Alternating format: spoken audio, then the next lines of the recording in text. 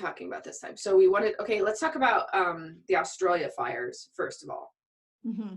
So we did a couple of meditations. We actually did like I made one and it was like whatever, it's on there.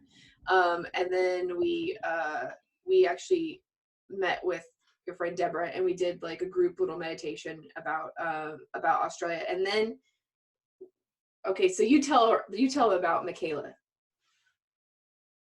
So the Australian fire is a lot of, we did our meditation with the intention of having rain go and put out the fires. But Michaela Sheldon, who channels beings, wrote, but she did write a disclaimer that it wasn't really a channel. It was like her feeling about it or just her thoughts on it more than anything else. So she wrote a very long commentary about how we aren't really here to, who are us to be the weather and to decide that it needs to rain there, and that like Mother Earth is very conscious of what's happening. And so these fires are for purging, or they could be for purging. She didn't say like that she knew exactly what they were for, but that Mother Earth knows what they're for, and that by us praying or meditating for rain and sending rain, that we're interfering with the process at some level. And even though it's hard, we have to do this purging, and out of that will come the phoenix, which I also agree with to a certain extent, but right. There were mixed thoughts about that. So for me, and like somebody else I was reading today was kind of just saying like, well, I mean, it's like nature. It's like, let nature do what nature's going to do. But then there's also a lot of like, I saw some articles, and some people have been actually arrested for arson or like for like intentionally setting fires out there, So it's like, I'm not 100% sure how much of this would have happened if humans weren't in existence and how much would, I don't know. But I did kind of like, that's why for me, I'm kind of like, oh, well, I like what your friend said, what Deborah said about, I said something about how like, oh, there's all like the koalas aren't doing too well because they're not very fast movers, and like, like there's a lot of, they might I read some article about how this might put them on the extinction list or something. And she's like, well, and just like, she's like, no, stop that. Like, we don't have to believe that. We don't have to believe that reality. And I'm kind of going like, okay, so I kind of like the idea of, not that it's not happening, it's happening, but that, okay, I heard this analogy today. Like, let's say, whatever, let's say you cut you got a paper cut or something. If the earth is this whole body and Australia is the paper, like the fires are the paper cut or whatever, and you feel the pain and you're like, if you continue to focus on it, it's going to be super, super hurting. But if you try to take your mind, if you try to put a Band-Aid on it and take your mind off of it, it goes away quicker than it does if you just like focus on the paper cut. So I think in a way, I think that's what the rain meditations and stuff does, is I feel like it's trying to put for whatever part you could do, because you can't do much being on the other side of the world, but what you can do is send good energy and good vibes that way. And I don't think that there's anything that wrong with that. Well, that was also what Michaela said too, or other people said this, like you can send your love and your greatest intention, the highest good and all that, but sending rain is like intentionally sending something that maybe isn't supposed to happen, with what, rather than sending love and knowing whatever the best positive outcome would be is different. So well, like that's where I was saying, sure, if it was a lightning strike, but this is like, I don't know, I'm not 100% sure what's going on here. Right, and it's huge. And also my thought was, well, this to me, the other thing Michaela said was like, everyone's going to get something different out of it. So for me, however I interpret it or what I focus on with it is going to be different from person to person about their experience with it and their thoughts about it. So my thought was that maybe this is partially a lesson. I mean, there's lots of there's lots of levels and lots of things, but one of my thoughts about it is that like it's a lesson for us to of mass consciousness, and how we are able, like we're actually really powerful, especially when we're all together doing this mass kind of meditations. And that point was also brought up, but that we can raise the vibration, and we're raising consciousness. So it's that's what, for me, partially this is for. It's like raising our consciousness, and like the koala beings and the kangaroos and all the other animals that are there having their experience, they're reaching out to us too, and they're communicating with us at some level, and helping us raise our consciousness. That's what I think about it, at least Yeah, partially. that's interesting. I like that. That's a nice thought. But I do feel like some sort of really weird this is some sort of weird exampling of a call for the consciousness to pay attention in some way. I, I, Hmm. I don't know why this versus anything else, but I definitely have felt it a lot with this for some reason. So, Yeah. yeah, Yeah, well, it's huge. The satellite images from, the NASA satellites, that you could see it burning from space. I the just, continent, yeah, it's the it's a lot. entire continent. Like, wow. So it's still happening, and it's like, what's going on with it? What's the outcome of it? We don't know. But there will be a phoenix. There will be a rebirth. It will be, out of Yeah, the oh, dust, for out of the sure. ashes, going to come some definite good. I'm already seeing that happening with people, and you see all these stories of people helping each other, and animals helping people, and people helping Yeah, animals, and it's just amazing. Yeah. yeah. So that is interesting, but and as far as like bringing rain to places that are dry or whatever, I I like you sent an article earlier too about all the different cultures that did used to do rain, like making a rain dance, or what do you call it? Like there were like the shamanic ways of like bringing rain dancers or weather people who controlled weather, and like it's crazy, but like even I was raised in Albuquerque, New Mexico, but even as a kid, I would tell my siblings and stuff like that, like I could control the rain because I felt like I could feel the static of the rain, of the clouds and stuff, and I felt like I could like whatever I would say to it, I could say things like, "Oh, I bet you can't rain harder," and it would rain harder, or I would say things like "stop," and I could stop the rain and stuff, and I would do things like that and scare my siblings, and I always loved doing that when I was little, and so whether it was true or not, it was true to me at the time. Okay, Yeah. you know, I called myself that I could control the rain. That's what I used to say when I was young. Well, so I really have like a resonance with the fact that okay, like weather is controllable to some extent, and if we collectively put our mind to it, I do think it is like some sort of thing that's atrophied out of us, or that we are just completely um cut off to. There is some sort of, it's just like how you can talk to an animal, like you can talk like or with like you can sense an animal's emotions, like is this tiger about to eat you, or are you okay, can you pass, like you can sense that, you don't have Hmm. to be a psychic or something. um well, it's the same thing with like weather, like there's you get like you if you're any sort of, if you're a human being alive and you're walking in like I don't know, a park or something, and you can kind of feel a charge or a static to where you look up to kind of take note of like, ooh, looks like it might rain, maybe we should go, like, and it's not just, oh, you used your eyeballs, there is another sense that, and you can use that sense, Hmm. or at least I think. Right. Well, that's true. You always, especially with, I mean, when you're saying that, I was thinking of a lightning storm, and how you could feel the electromagnetic field, and how you could just feel your hair stand up when there's lightning. You could actually feel the thickness of it in the air. Mhm. There's things happening with electrons and neutrons and all that, and like, coming together. So there is something physically happening, and we can tune into that. Sure. And and also the HARP weather manipulation that's happening. What I mean, conspiracy, whatever is happening at that level, they're already using machines and ions to control weather. Right, and So apparently that's what they put little tiny aluminum particles or something to Hmm. help.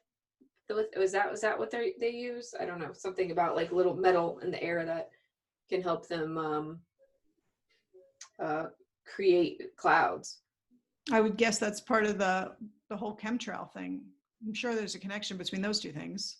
Yeah, if they're really not good at regulating things, and if they're doing that, they're not pretty equal. I mean, I guess that's not the point, but What do you mean regulating? like if they actually are trying to control weather and they're putting chemtrails everywhere, they're not very good at balancing out distribution of weather. If that would, I guess that's not their goal. I don't think that's their intention. I mean, we can get into conspiracy theories, but I doubt that's on the radar On for, the list. or it could be maybe a secondary if an area needed water or something and it was to their advantage to make it rain somewhere. So what, you But think it's just like a weaponization thing? I do. I think it's weaponization of weather. That's exactly what I think it is, because they're happening stronger and stronger, all of these storms. And yeah, climate change is one thing, but the manipulation of weather patterns is another story. Those are two different things, I think. But like hurricanes and stuff? Yeah. Or yeah, like because I guess they are bigger than, like I saw, what is that? There was that one, this last one was, I can't remember. There was a huge one that happened this summer, and they were showing like Hurricane Andrew, which was like the biggest thing when we were little. It destroyed parts of South Florida, and then this one was like 4 times the size of Hurricane Andrew on it. And I don't think it did Right. much damage, but still like in the ocean, it was 4 times bigger than the you know. Wow. That's crazy, but it's happening more frequently. Oh, this is not related to weather, but the other day, well, last week we had a 6.5 Oh, earthquake. Puerto Rico. Well, in Puerto Rico, that was huge and caused massive damage. But we did have also in Oaxaca a pretty big earthquake Oh, I last didn't know week. that. Yeah, it Did was. you feel it? Oh yeah. No, no, no. I mean, yes, I felt it, but I didn't feel like, oh yeah, like a couple of years ago when we felt it. That was huge. But a lot of people felt it. It was definitely felt. It was right in the state. It wasn't in the city, but I heard the alarms go off, so I was bracing myself for it. And we felt like the windows shake a little bit, but like we could feel it, but not What like time of day was it? it was at night. It was like Well, 10. 6.5 is pretty big. It is pretty big. But the thing is, I think that happened maybe on a Saturday or something. I don't remember. It was just last week. And my friend was telling me last night that her friend was telling her that she said, I knew there was going to be an earthquake that day because I saw those clouds. So my friend was like, well, what do you mean those clouds? And she said, oh, there's a certain type of cloud that happens right before, like on the same day as an earthquake, right before it earthquakes. It's like, Like really? I had what? no idea. I think she said they were, what I understood were small, little, like a whole bunch of little clouds, but I didn't see that never knew there was any kind of connection. I'm not saying that Well, there I isn't. have heard there's a I connection with agree. that ball lightning. Like the Oh, static, the right. ball Yeah. lightning and earthquakes. They think that might be some sort of like charge that's like let off from like the Released. friction of the faults. Oh yeah, that happened. That with the big earthquakes that happened here in 2017, that was they filmed that. There were a lot of filmed all over Mexico City. There were like green lights like flashing while during the earthquake and after the earthquake. Now I would like to see that. Yeah, it's strange. It's very eerie looking. You can find videos of it. But yeah, this was different. And I was like, I don't see why it would be related that there would be clouds and an earthquake on the same day, that there's some kind of relationship. So I'm not saying that I agree with this person. I just thought it was an interesting Yeah, but thought. it is interesting that they are little round clouds, kind of like little round lightning balls. Yeah, lit around something and was like, what was happening there? What's the relationship? The other day, remember how we were talking about we were talking about that dragon meditation that we listened to. We listened to a dragon meditation also Yeah. that was for bringing rain to Australia using these other different dragons. And you said, oh, what are these? What was the name of that again? I don't remember. What are these things? And I was like, I don't know. Oh, And then you investigate. sprites. Sprites?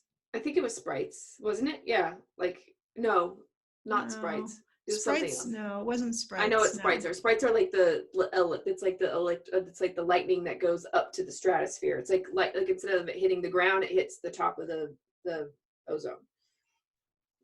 Well, oh no, No, these were these were clouds. The clouds that were clouds. special looking, but I thought that they were. They had a different name. You could find you, I'm gonna but look it up. Let's yeah, get a look it bottom. up. I got it. So that cloud, right? I've been seeing that cloud. Oh, That me you too. I took a photo and I was gonna show you. And I saw one yesterday, and I didn't take a photo because I was running to get Savino. And then I went somewhere last night, and this woman was like, "Oh, I saw this crazy cloud today. It looked like no other cloud in the sky, and I've never seen any cloud like that." And she showed the picture. I was like, "That was the cloud that I saw," and then I saw too, and it was the same cloud that was mentioned in that meditation, which was like these beings that they're actually beings. They kind of look like dragons. To me, they look like dragon tails, or they're like kind of tentacles out, like I must have said tentacles that out. to you because it's not in the meditation group. It's like No, it's to you and me. And no, that's hard because we text a lot. So I know it was back on Friday or Saturday. And so that meditation talked about that those beings that were actually clouds, they form these clouds, they eat up, and they take care of, they help to diminish chemtrails. So Siths or Sylphs, yeah, scythes or Sylphs, like something. Sylph, like Sylphs, yes, Sylphs. right. I knew it began with an S Like after you the said worst sprites, but spelling of something ever. Yeah. yes, it's hard to Yeah. pronounce So that. like Sylphs transmute chemtrails. Yes, transmute chemtrails. And so I saw those, and I saw them on Sunday too.